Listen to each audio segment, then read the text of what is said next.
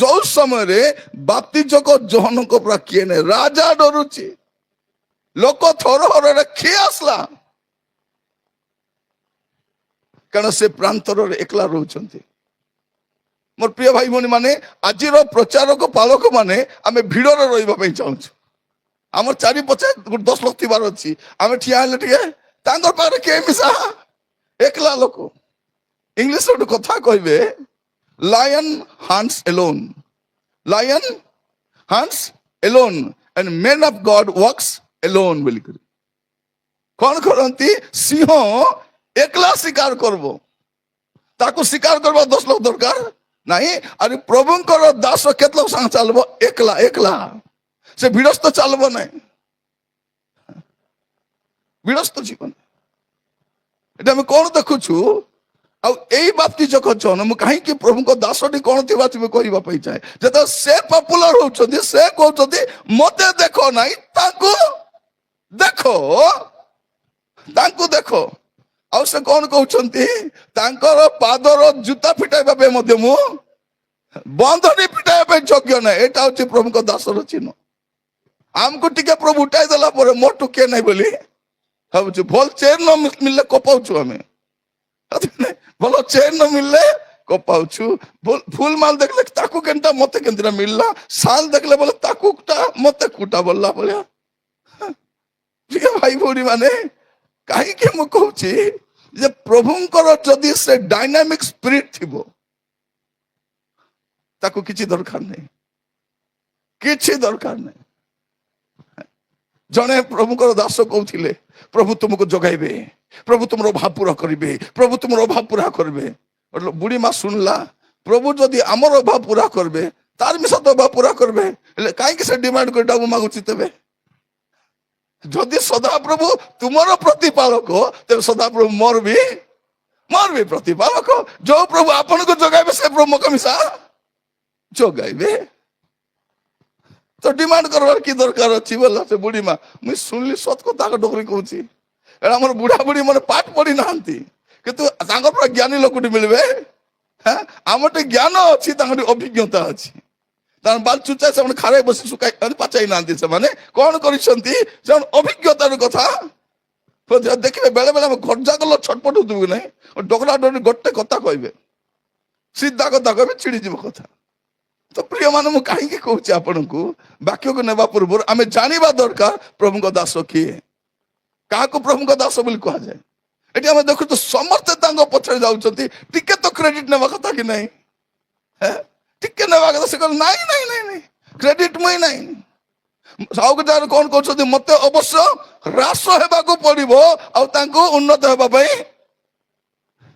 ଯଦି ମୋର ସେବା କାର୍ଯ୍ୟରେ ପ୍ରଭୁ ନ ଦେଖାଯାଏ, ମୁଇଁ ଦେଖାଯାଉଛି ବୋଲେ ମୋର ସେବାର ପ୍ରଭୁ ନାହିଁ। ଯଦି ପ୍ରଭୁ ଥିବେ, ପ୍ରଭୁ ଦେଖା ହେବେ। ମୋର କାମ କଣ, ଲୋକଙ୍କୁ ପ୍ରଭୁଙ୍କ ସହିତ ପରିଚିତ କରାଇବା, ମୁଇଁ ପରିଚିତ ହେବାର ମୋର କାମ ନାହିଁ। ପ୍ରିୟ ଭାଇ ଭଉଣୀ ମାନେ, ଆମେ ସେବା କରିକି ବଞ୍ଚୁ ନାହୁଁ, ସେବା କରିବା ପାଇଁ ବଞ୍ଚିଛୁ ଜାଣିବା ଦରକାର। ଆମେ ସେବା କରି ବଞ୍ଚୁ, ଆମର ପ୍ରଭୁ ଏତେ ନିର୍ଦ୍ଦୟ ନାହିଁ ଯେ ଆମେ ପ୍ରଚାର କଲେ ଆମକୁ ଖାଇବାକୁ ଦେବେ। ସେ ସେମିତିକା ପ୍ରଭୁ, ସେମିତି ପ୍ରଭୁ ନୁହନ୍ତି। ଆମେ ଘରେ ବସିଥିଲେ ମିଶା ଆମକୁ ଖାଇବାକୁ ଦେବାକୁ ସାମର୍ଥ୍ୟ ସେ ଅଟନ୍ତି। ମୁଁ କାହିଁକି ଏଟା କହୁଛି, ଏଟା ଜୀବିକା ନୁହେଁ ପ୍ରିୟ ମାନେ, ଏ ସେବା କାର୍ଯ୍ୟ ଆମର ଜୀବିକା ନୁହେଁ। ଜୀବିକା ନୁହେଁ, ଏଟା କଣ ଅଟେ, ଆମର ଜୀବନ ଅଟେ। ମସ୍ତ ଖୋଲନ୍ତୁ ଟିକେ ଦେଖିବେ, ଗୀତ ସଂହିତା 37 ପର୍ବ ଆଉ 25 ପଦ। ଗୀତ ସଂହିତା 37:25 କଣ ଲେଖା ଯାଉଛି? ଦାଉଦ କହୁଛନ୍ତି, ମୁଁ ଯୁବା ଥିଲି। ସମସ୍ତେ ଖୋଲନ୍ତୁ ବାଇବଲ। କିଏ ଆଣିଛନ୍ତି ଉଠାନ୍ତୁ ତ ଦେଖିବା, ବାଇବଲ କେଉଁମାନେ ଆଣିଛନ୍ତି ଟିକେ ଉଠାଅ, ଆଉ ଟିକେ ଭଲକୁ ଉଠାଅ। ହଁ, କ୍ୟାମେରା ଟିକେ ବୁଲାବ ମତେ ଏକା ଦେଖନି, ସବୁକୁ ଟିକେ ଟିକେ ଦେଖାଅ ତ, ଏପଟେ ବୁଲାନ୍ତୁ ସମସ୍ତେ। ମୁଁ କାହିଁକି କହୁଛି ପ୍ରିୟ ଭାଇ ଭଉଣୀ ମାନେ, ଉଠା ଉଠା, ଏତେ ଭୋଜ କାହିଁକି? ହିଣ୍ଡି ପର୍ବ ପିଲା ଟେକି ବୁଲୁଛି, ଏଟା କିଛି ଅଛି? ଉଠାନ୍ତୁ ଟିକେ। ହଁ, ଏପଟେ ବି ବୁଲାନ୍ତୁ ସମସ୍ତଙ୍କୁ।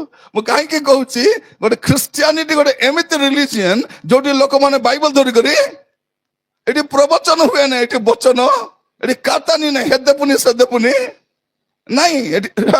ମୁଁ କାହିଁକି କହୁଛି ପ୍ରିୟ ମାନେ, ଆପଣଙ୍କୁ କିଏ ଠକି ପାରିବ ନାହିଁ, ମୁଇଁ ନାଇଁ କି କିଏ ମିଶା। ଯଦି କୋ ପ୍ରଚାରକ କହିବେ ବୋଲେ ଖାଲି ପଚାରିବେ ଆଜ୍ଞା କୋଉଠି ଲେଖା ହେଇଛି, କହିପାରିଲେ ତ କହିପାରୁନ, ଉଠିଯିବ ସେ, ଉଠିଯିବ। ଆଜିକାଲି ପ୍ରଚାରକ ମାନେ କଣ କହୁଛନ୍ତି, ମତେ ବାଇବଲ ଦରକାର ନାହିଁ, ମୁଇଁ ବାଇବଲ ଖୋଲିବି ନାହିଁ, ମତେ ବାଇବଲ ଦରକାର ନାହିଁ, ମୋର ପାଟିରେ ବାଇବଲ ଅଛି। କୋଉଠି ବାଇବଲ ଅଛି? ତାର ଥମ୍ନାରେ ପୁଣି ବାଇବଲ ଅଛି। ଆଶ୍ଚର୍ଯ୍ୟ ଲାଗୁଛି କି ନାହିଁ? ତୋର ଭାବରେ ତୋର ପାଟିରେ ତ 33ଟା ଦାନ୍ତ ନାହିଁ, 66ଟା ପୁସ୍ତକ କୋଉଠୁ ରହିଲା? ବାଇବଲ କେତେଟା ପୁସ୍ତକ ଅଛି? 70ଟା ପୁସ୍ତକ ଅଛି। 70 ନକରି ତାକୁ 66 ବି କରିଦେବା। 66ଟା ପୁସ୍ତକ ଅଛି, ତୋର ଥମ୍ ନାହିଁ, ତ 33ଟା ଦାନ୍ତ ମିଶା ନାହିଁ। ଆରେ କେଟା କିଡ଼ା ଦାନ୍ତ, ଆରେ କେଟା ଭୁସଲି ଯାଇଛି। ମୁଁ କାହିଁକି କହୁଛି ପ୍ରିୟ ଭାଇ ଭଉଣୀ ମାନେ, ଯୋଉ ପ୍ରଚାରକର ହାତରେ ବାଇବଲ ନାହିଁ, ସେ ପ୍ରଚାରକର ପ୍ରଚାର ଶୁଣିବ ନାହିଁ। ଯଦି ସେ କହିବେ ମତେ ବାଇବଲ ଦରକାର ନାହିଁ, ଆପଣ କହିବେ ତମେ ମିଶା ଆମକେ ଦରକାର ନାହିଁ। এটা ଆପଣ ମନେ ରଖିଥାନ୍ତୁ।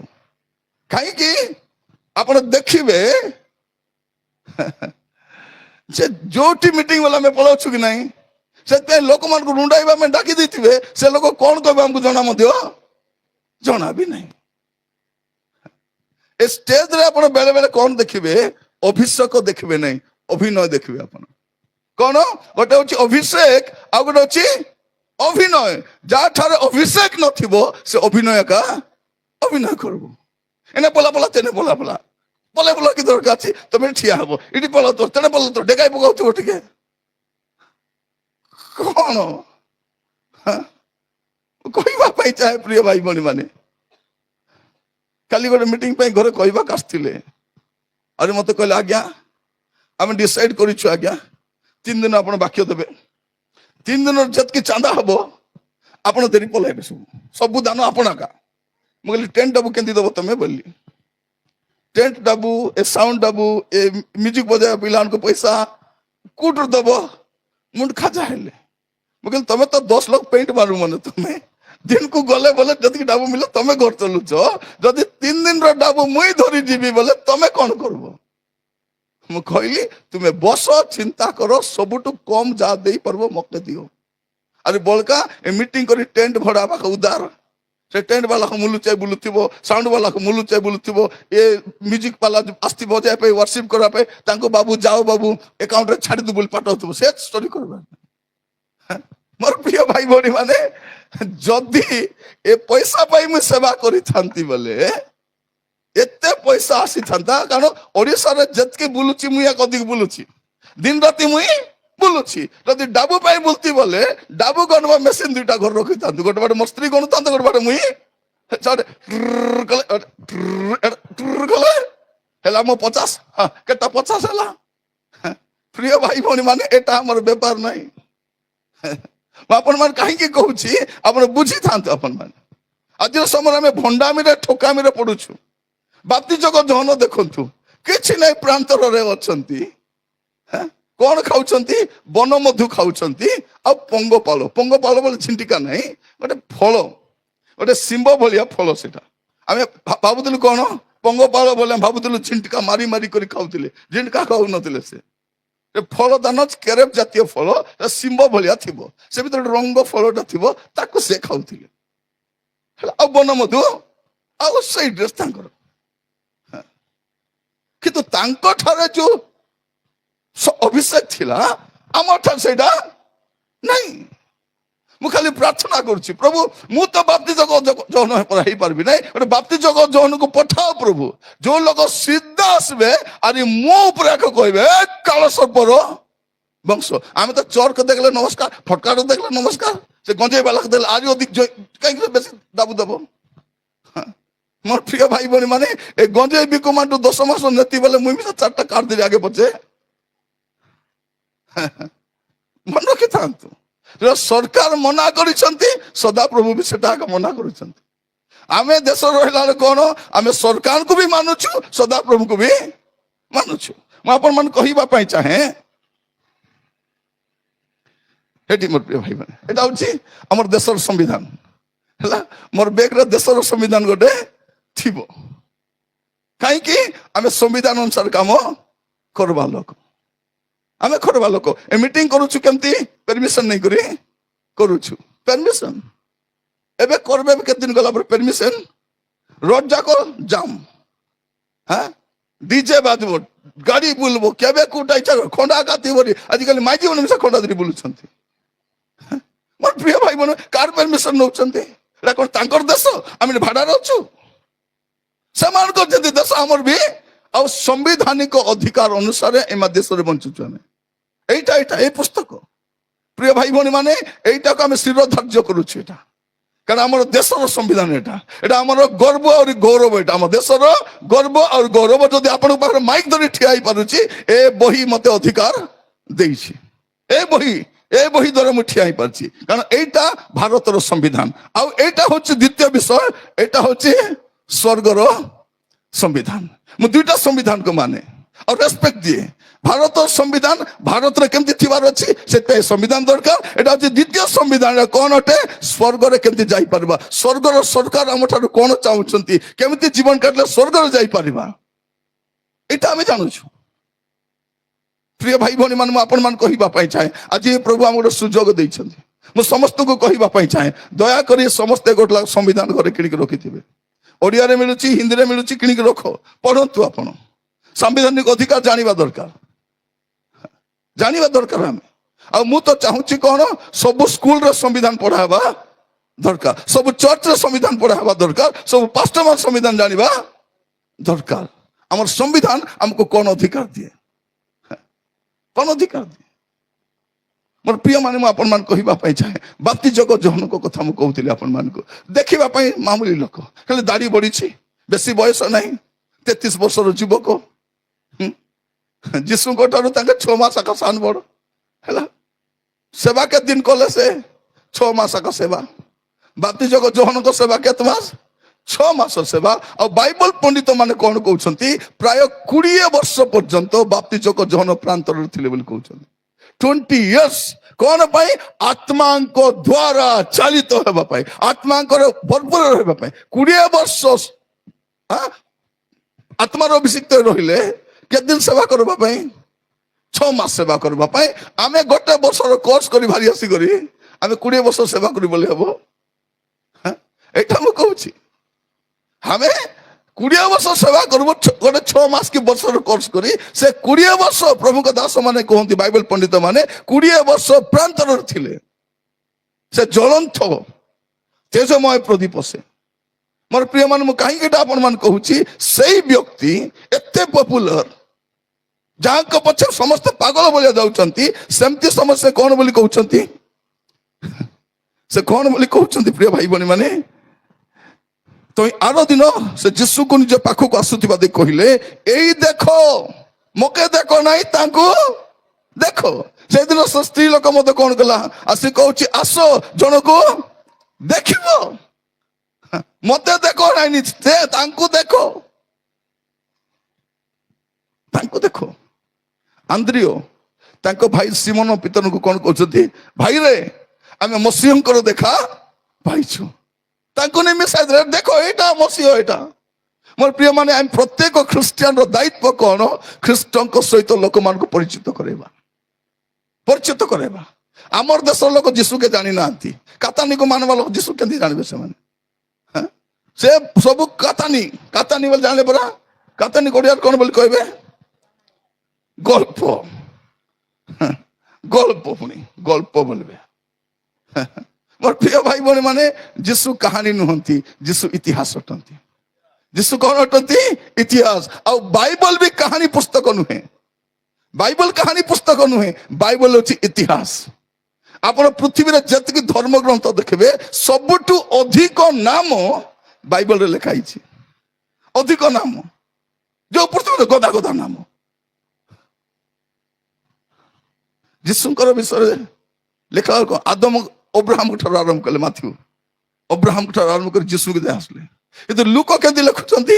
ଆଦମଙ୍କ ଠାରୁ ଆରମ୍ଭ କରି, ମାନେ ଭାବି ଦେଖନ୍ତୁ, ପୃଥିବୀର ପ୍ରଥମ ବ୍ୟକ୍ତି ଆଦମ, ତାଙ୍କଠୁ ଆରମ୍ଭ କରି ଶେଷ ଆଦମ ଯୀଶୁଙ୍କ ପର୍ଯ୍ୟନ୍ତ ବଂଶାବଳୀ ରେକର୍ଡ ହେଇକି ଅଛି। କାହାଣୀ ନୁହେଁ, ଯୀଶୁ କାହାଣୀ ନୁହେଁ। ହେଦେ ପୁନି ସେଦେ ପୁନି नुहे प्रिय भाई भौणी माने आमे जदि कातानी मन को मानते बोले कौन बोली कही थांते एटा माने भोकवाटा माने हो देखो कातानी मन को महाप्रभु बोली मानुचंती चिची चिची चिची माटी मुंडा मन बोले हमको कही थांते कि नहीं हमको हिनस्ता करी पकाई थांते किंतु एबे आमे हिनस्ता नु आमे जानिछु आमे जहां को मानुछु से किए आमे तांको भलो रे जानिछु अरे कौन लेखा दउछि से कहउछथि एई देखो ईश्वरंको मेसो शावक आज समय आप सभा समिति देखिए बक्ता मान एका दुषुंट स्पीकर मान एका दुषुंट आम एका दुषुचु आम दुषुचु बाइबल देखो जो माने माने जमिति सेवा गुड़ाक कार छाई पड़े के सुस्थ हेबे कि पितरंकर छाई पड़े जेकोसी रोग आमे कार ऊपर अधिक गले सुस्थ हेबे नहीं प्रार्थना करू कार ऊपर पड़ी गले किंतु तांकर छाई पड़े से कोटी कोई बोलू ना कोई बोलछंती कि ए सुनो ए पालो ए जाको बुआरी जहन तुम शुणी तो मोर छाई पड़लारू तमे किस्ता मते कहबो कारण से जानी छंती तांकर छाई रे सुस्थता नाही तांको भितरे जे अछंती से प्रभु से सुस्थ करंती से दिन जो मातृ गर्भर खंज प्राय 40 वर्ष हम जीवन रे केबे चली नहीं ताको कोन बोली कहउछथि उठो और चलो ना जड़ित जीशु को नाम रे मन रखी था सुस्थ के करती सुस्थ प्रभु करती प्रचारक करती नहीं आम प्रचारक भक्त माने खाली एने पला पला तेने पला पला होचु कौन पाई मुंड दुखा आज्ञा मके मुंड दुखा आज्ञा मके आठा दुखा पिटी दुखा दाग दुखा आज्ञा सेटा पाई तमरो सहर रे मेडिकल कॉलेज अछि अछि कि नहीं ए दांत दुखा मुंड दुखा आटा दुखा आकी दिसे नहीं मेडिकल कॉलेज अच्छी कि नहीं और तुमको आयुष्मान कार्ड मिली कि नहीं नल कराई दिबी देखो हाँ आयुष्मान कार्ड अच्छी कि नहीं से आयुष्मान कार्ड धरी जाओ फ्री रे सुस्थ थई आसबो कि नहीं सेटा पई 4 लाख खर्च करी गोटे मीटिंग करबो तमे आटा दुखा दांत दुखा नहीं प्रिय भाई भौणी माने मु बुझी पारुने कारण शैतान जानि सरलानी जे ए लोक मान को केंती भोकवा शैतान को जणा शैतान भल कर जानी ए ख्रिस्टियन मान को मरते मारले भी जीसु को छाड़बे नहीं एमान को घर भांगी देले भी जीसु को छाड़बे नहीं चाकरी रु काट देले भी जीसु को छाड़बे नहीं ताकर जमीर धान मांडिया काटी नेले भी जीसु को छाड़बे नहीं एमान को अधिकार बेदखल कले भी जीसु को छाड़बे नहीं एटा शैतान को भल करी जना जानी से मोर प्रिय भाई भौणी माने म आपन भाई पढुतली अधा रही गली पढ़ी देबी खोलंतु मस्त पुणी मन पड़े प्रभु मन पकई पदटा गीत सहित आम काढ़ी 37 पर्व 37 पर्व तो 25 पद है समस्त टे देखब कौन लिखा जाइए मु जुबा थी दाऊद कौन कहते मु जुबा थी एबे वृद्ध होइछि तामाने कौन मुई भेंडिया थी एबे मुई डोकरा हेली बे कौन कहते तथापि मु धार्मिक को परित्यक्त अबा ताहार वंश को खाद्य भिक्षा करिवार देखी नहीं मोर प्रिय माने आपण माने जतके बुली छंती नै ओडिसा ताटो अधिक मुई बुली छी सब डिस्ट्रिक्ट को जाई छी सब ब्लॉक को जाई छी गांव वन को जाई छी ट्रेन रो अधिक जाई छी अरे दिन को तो हमर जीवा डाकी नहीं एतके बुल्ला भितरे को बस स्टैंड रे और क्रिश्चियन लोग भिक माक बड़ा मुई देखी नहीं को गली रे क्रिश्चियन लोग भिक गाई कोई छदी केबे बाबू जीसु को नाम रे भिक्षा मिलु बाबू बाबू ए माँ माने बाबू टिके जीसु को नाम रे भिक्षा मिलु बाबू बोली कहबे कि नहीं बाकी ना रे मागु छंती बाकी ना दरी को माता पिता सबुर ना सरे भिक मागी मागी करी क्रिश्चियन लोग भिक्षा मागु नांती कारण जो दिन आम जीसु को ग्रहण कलु से दिन आमर जीवन रु भिक मागबा कैंसिल हो गला जो दिन जीसु को ग्रहण कलु भाई बनी माने से दिन रु आमर लाइफ रे भिक मागबा कैंसिल क्रिश्चियन भिक मागबो नै सेटा पाई बाय भी गली जाउ छथि ना कोन भाई बाय बाउ छथि एम तो छोटिया मोटिया काम कर छथि धार करो छ मागु नांती हमने केबे भिक मागु नांती का बाजे हाथ पातु नांती